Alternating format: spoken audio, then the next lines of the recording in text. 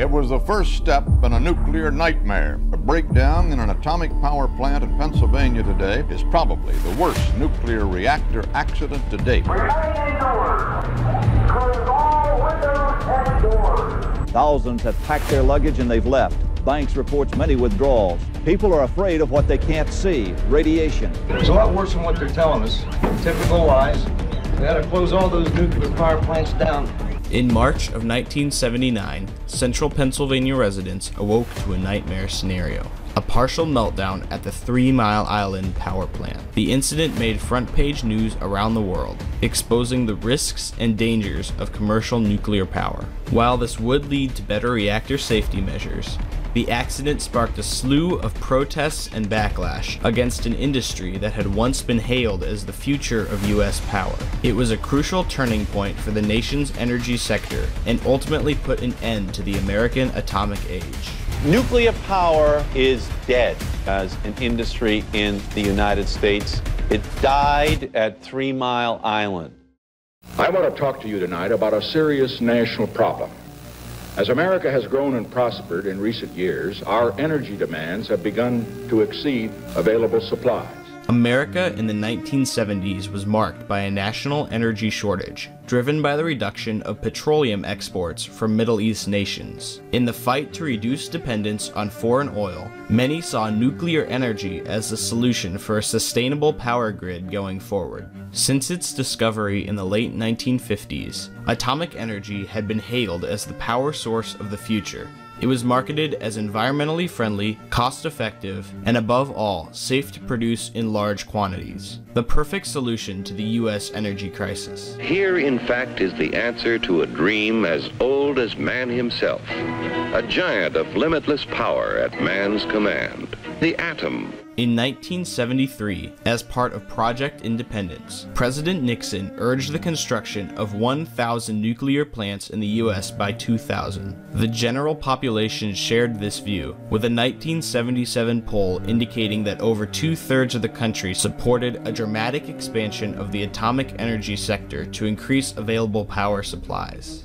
As a result, the nuclear industry tripled in size in the 1970s, with 59 new plants being built and 102 more plants in planning or under construction by 1979. Experts in the field believed that with the increasing pace of development, electricity would become too cheap to meter within decades as America launched into a new atomic era. That was attitude, actually, at the time. It's easy to build reactor, it's easy to operate reactors. It's, it's a simple thing, it's cheap, so let's build reactors. An accident in the water cooling system at the 3 Mile Island nuclear power plant in Harrisburg, Pennsylvania, forced the company to call a general emergency and shut down part of the plant. Engineers and scientists are working to solve the problems inside the containment building where the nuclear reactor core is overheated. On the morning of March 28, 1979, Reactor 2 at the 3 Mile Island nuclear plant had a fault with one of the cooling water pumps. What should have been a minor issue quickly became a critical malfunction, as panicked technicians were unsure what the problem was for hours. While the pumps had sat still, the temperature of the reactor rapidly increased and the core system began to melt, threatening to burn through the containment building and cause a full-scale meltdown.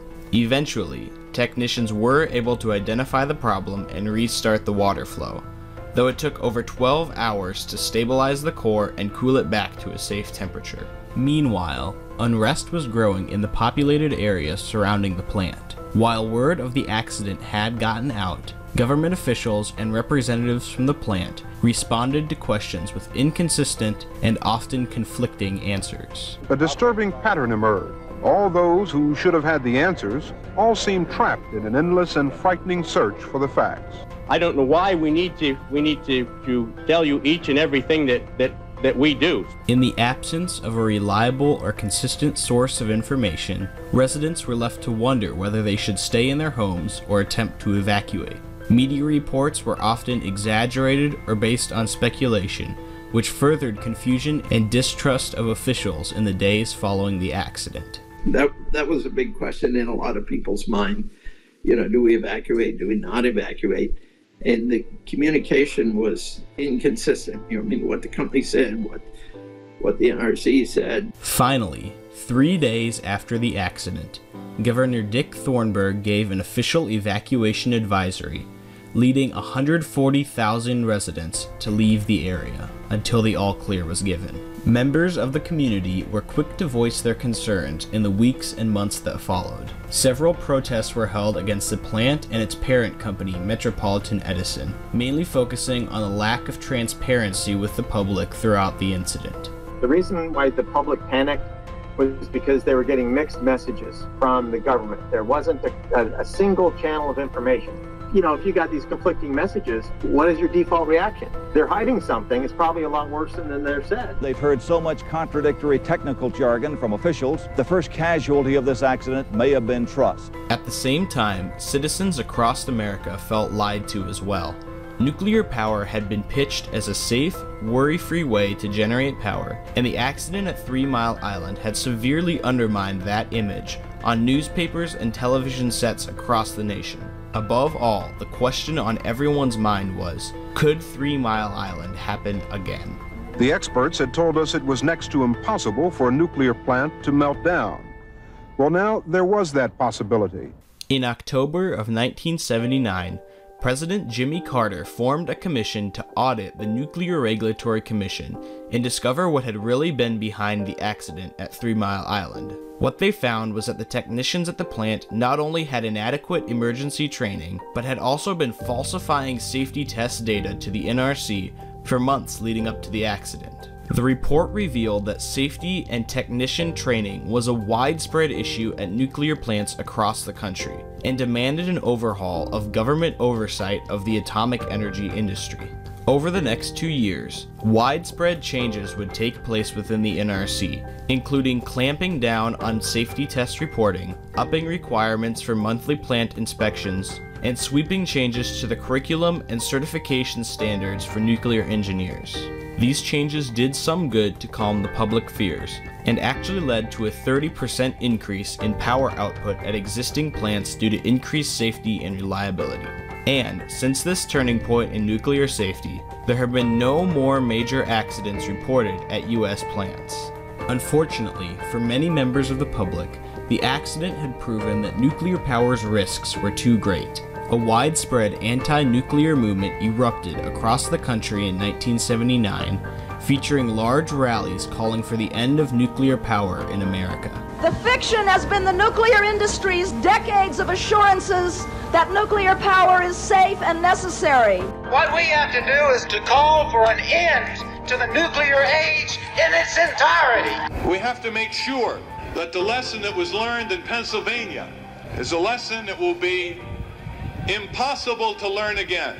The overall sentiment was that 3 Mile Island was not a freak accident, and the poor response and lack of safety measures implied that it could happen again on a larger scale. A poll taken 2 weeks after the accident revealed that for the first time ever, the majority of Americans opposed expanding the nuclear energy sector. This dramatic turning point in public support, coupled with rising costs due to reactor safety enhancements, would spell doom for the American atomic industry, as numerous plants were canceled or shut down across the country. In the 2 years following the TMI accident, 51 reactors were canceled from planning or construction phases, largely due to public protest. And since 3 Mile Island, only 2 new reactor projects have been built in the country, well short of Nixon's 1973 goal of 1,000. So great was the fallout that in 1985, Forbes magazine stated, "The failure of the U.S. nuclear power program ranks as the largest managerial disaster in business history." In conclusion, the lessons learned from 3 Mile Island did result in drastic improvements to reactor safety and positive changes within the NRC's management of the nuclear power sector. On a broader scale, however, TMI marked a turning point in the public's view of the nuclear industry.